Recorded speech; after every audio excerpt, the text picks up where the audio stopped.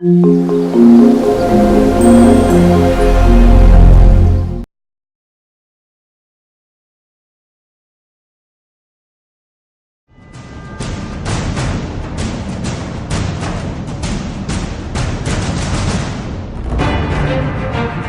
going to be talking about alternative energy sources and their effects on our community.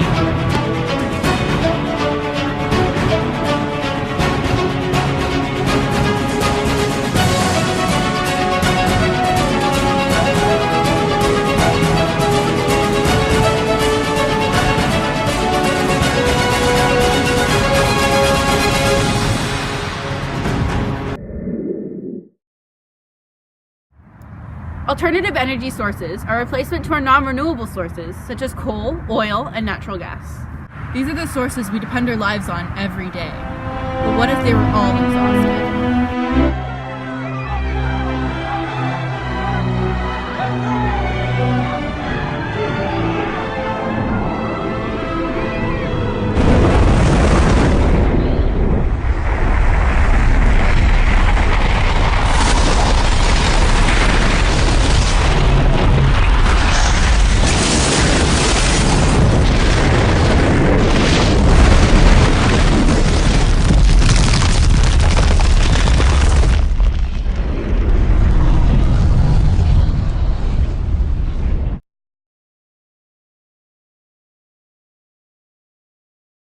Don't worry, there are other ways of creating energy that will last forever, like solar, wind, and hydro. The best part about these sources is that they're unlimited. Now it's time to see how these sources support the fight against global warming. Climate change, also referred to as global warming, is the rise in the average surface temperatures. For instance, we have coal, oil, and natural gas as our common sources. These materials by themselves are not at all a harm for the planet, but the procedure of generating electricity from them causes our planet to be engulfed in a large cloud of greenhouse gases. Coal releases a carbon emission when it is burnt. The steam from the coal being burnt is run through a turbine, and that's what creates electricity. The steam will then be released into the atmosphere as carbon dioxide, negatively impacting the climate. About 30% of greenhouse gases come from the conversion of non-renewable sources into energy. If we could reduce this by using sources that do not emit greenhouse gases, such as hydro, solar, and wind, we could slow down the effects of global warming. Now it's time to look at the types of energy sources used by the community around us. What kind of energy source do you use at home? I use hydroelectricity. Hydroelectricity. Natural gas. It's natural gas. I use hydroelectricity. Hydro. Natural gas? How much is your monthly electricity bill? It's $400. About $150 a month. And it costs $250 per month. About $350 a month. Around $200. 300. $300. About $250. And it's about $500?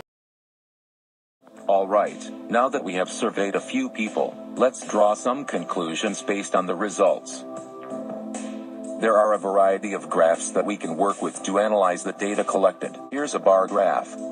This graph shows the relationship between the total cost of the energy sources versus the type of energy source used. The dependent variable is the cost, and the independent variable would be the type of energy sources used.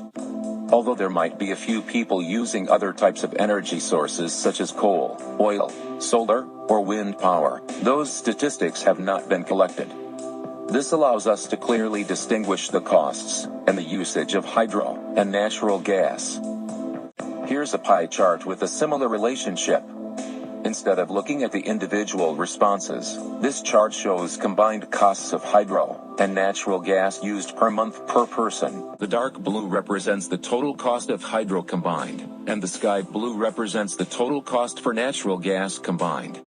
A conclusion that can be made from the data collected is that the number of hydro users and the frequency of hydro usage is higher than natural gas. As shown previously, the hydro category of the graph has a larger plot compared to the natural gas category. Although a consistent price maintains throughout, the amount of energy being used makes it different. As a result, whether it's hydro or natural gas, the graphs show a variety of trends in terms of the costs. Now let's look at the online survey and use the data to find a different relationship. This one would be the age versus the opinion on the effects of climate change. Blue represents the number of people who said yes. Pink represents the number of people who said no. Although there's a short amount of natural gas usage, majority of our community is bound with the hydropower. As mentioned earlier, non-renewable sources, such as coal, oil, and natural gas, play a huge role in increasing the concentration of greenhouse gases into the Earth's atmosphere. Alternative energy sources prevent this from happening. Now it's time for you. What can you do to prevent this massive climate change? How can you contribute to be a part of this battle? Can you take an action to limit climate change? Do you have to be involved in a nearby community or a school event? The answer would be no. There are many ways that you can do at home, as an individual, to limit these impacts of climate change. Here's a short list that becomes handy when needed. If you are currently using a non-renewable energy source at home, switch to a renewable source. The efficient one available nearby is hydro.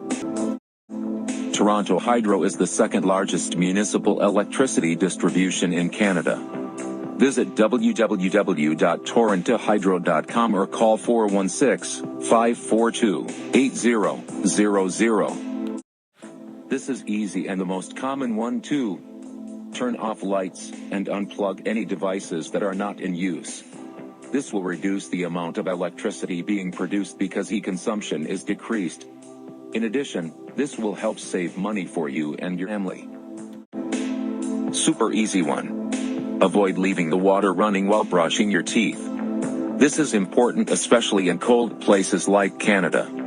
Lower temperatures outside results in freezing water. Water heaters use energy generated from fossil fuels to heat the water. So, therefore, conserving water prevents global warming and a lower monthly water bill. A bit hard, but still can be done. Walk or bike to close distances. Vehicles such as cars, buses, and planes emit an abundant amount of greenhouse gases into the atmosphere. If, for some reason, you have to take a vehicle, public transport would be the best option. Instead of 7 people in 7 different vehicles polluting the air, it would be an efficient way if 7 people were in one vehicle, which is the concept of public transit. Time-taking one, but worthy. Tree is an excellent tool to help against global warming. They absorb carbon dioxide, the most common greenhouse gas emitted by humans. If you cannot stop yourself from driving your own car or using too much of electricity, then planting trees would be an appropriate choice to make for you.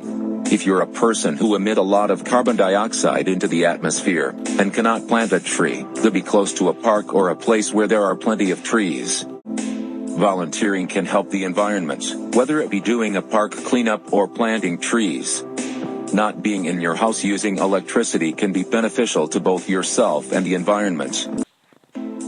Having larger communities volunteer and go outside of their house can make a large difference on the ecological footprint of your community. Visit the Credit Valley Conservation and help support plants.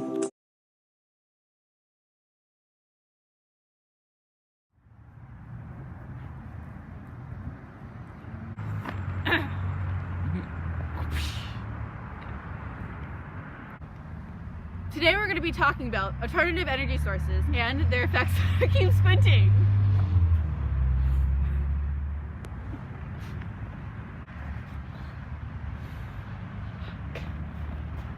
I can't do it. The sun's literally in my eyeballs. Today we're going to be crying. There are tears in my eyes. Alternative energy sources are a replacement to our non-renewable sources.